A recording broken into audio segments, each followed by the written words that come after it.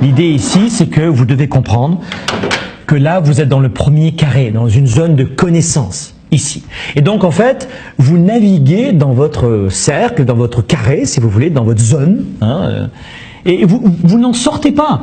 Alors, finalement, vous êtes bien, vous êtes suffisamment bien dans votre couple, pas plus, le travail, c'est pas mal, mais c'est pas... Mais il ne se passe rien de particulier dans votre vie. Vous ne progressez pas. Vous ne vous imposez pas de lire minimum un livre par semaine, de faire des formations, d'écouter des audios, d'apprendre, de prendre un coach ou d'être avec des amis, un groupe d'amis, de créer un mastermind et de travailler ensemble. Et gratuitement. Vous restez dans votre zone. Et j'appelle cette situation une situation navrante. Je trouve que beaucoup de gens sont dans cette situation navrante. En fait, ils cuisent à feu doux et ils se réveillent un jour. L'âge moyen de décès d'un être humain aujourd'hui est de 84 ans à peu près, oui c'est ça.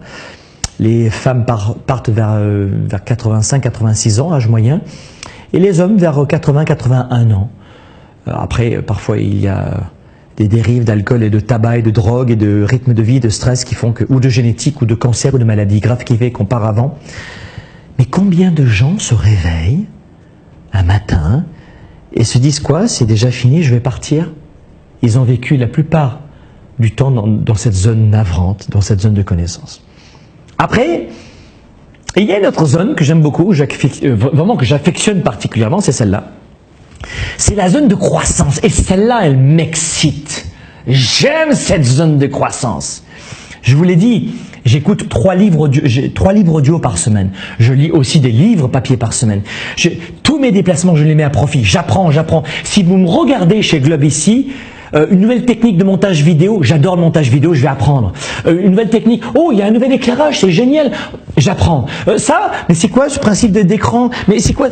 J'aime apprendre. Vous me regardez, les gens qui me connaissent dans la vie savent que s'il y a une étiquette que j'ai, c'est étudiant. Je suis un passionné. Un passionné. Et donc, je vis personnellement dans une zone de croissance. J'étends à chaque fois. J'étends cela. Je stretch, je pousse, j'étire. J'apprends en permanence. Je sors des sentiers connus. Je sors du plateau de télé. Je sors en permanence du plateau de télé. Je sors. J'aime ça, sortir des sentiers. J'en fais un peu beaucoup devant vous, devant la caméra. Pourquoi? Parce que c'est dans cet état-là que la plupart des enfants vivent. Et un jour dans votre vie, vous vous dites, vous vous direz, ou vous avez déjà dit, vous êtes déjà dans ce cas de figure, c'est pas mon truc. Pardon? C'est pas mon truc.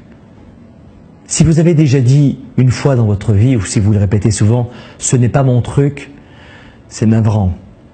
Depuis quelle date vous avez sorti cette phrase? Ce n'est pas mon truc. C'est le début de la décroissance. C'est le début de la mort. C'est le début de la vraie vieillesse intellectuelle. Je connais des jeunes de 25 ans, c'est pas mon truc. Ou des ados, c'est pas mon truc, mais c'est pas cool. Je vais pas le faire, c'est pas cool. Mais c'est toi qui est pas cool. C'est toi qui est pas cool. Je pense que vous avez vu une vidéo sur YouTube où je m'entraîne, enfin je m'entraîne pas avec lui, mais je le croise souvent dans les vestiaires à 5h30 le matin, il s'appelle Monsieur Lu. Monsieur Lu, il a quitté la Chine parce que son papa devait partir travailler au Vietnam à l'âge de 9 ans. Il a donc passé une grande partie de sa vie au Vietnam, il a créé une entreprise de plus de 2000 salariés, et puis ça s'est mal passé avec le régime vietnamien. Il est parti en France, il a eu son visa avec ses enfants, ses 2 garçons. Il les a éduqués en France, il a passé quelques années, 9 ans je crois en France. Il a créé une entreprise, il a refait sa vie là-bas. Et puis ensuite il s'est dit je vais aller au Canada, et il a recréé une entreprise ici au Canada, une entreprise de 60 salariés. Il était sous-traitant pour L'Oréal, il faisait du packaging pour L'Oréal. Et Monsieur Lu, il est là tous les matins, sa femme est décédée. Mais la vie continue pour lui. Mais il vit dans cette zone de croissance en permanence. Et quand je lui dis, il me dit, mais je connais des jeunes qui sont vieux, vraiment des jeunes vieux. Ah oui, j'ai oublié de vous dire, Lu a 92 ans. Donc, c'est pas une question d'argent, de taxes. Notre état d'esprit, notre esprit de croissance, de se former sans arrêt. La plupart des gens qui sont nos clients, nos étudiants dans nos programmes de coaching, de formation, de programmes en ligne, ce sont des gens qui justement ont cette envie de croissance, qui veulent sortir de cet état de navrant, d'eau marécageuse. Et puis, il y a une troisième zone qui est, elle, triste. Elle, plus que navrante, elle est triste. Et cette zone, j'appelle cette zone la zone de confusion. Et la zone de confusion, c'est que vous avez envie d'avoir plus dans votre vie, mais vous ne savez pas comment. Et là, souvent, ces gens-là sont dans une zone dans laquelle ils vont partir dans tous les sens. Vous voyez, ça sort des fois du cadre d'ailleurs, hein, mais ce n'est pas structuré et c'est une perte de temps. Et là, on est vraiment dans l'image que je vous donnais tout à l'heure et ça se rejoint. On est vraiment dans l'image du hamster qui tourne dans sa roue. Et il y a beaucoup de gens, j'espère que ce n'est pas votre cas, mais qui vivent toute leur vie dans une zone de confusion. Parce qu'il n'y a pas de méthodologie, de stratégie, de méthode. Et quand tu leur parles de formation à ces gens-là, mais à quoi ça sert? Comme allez, viens boire un coup, on va pas se prendre la tête. Et ils rentrent chez eux, niveau 0.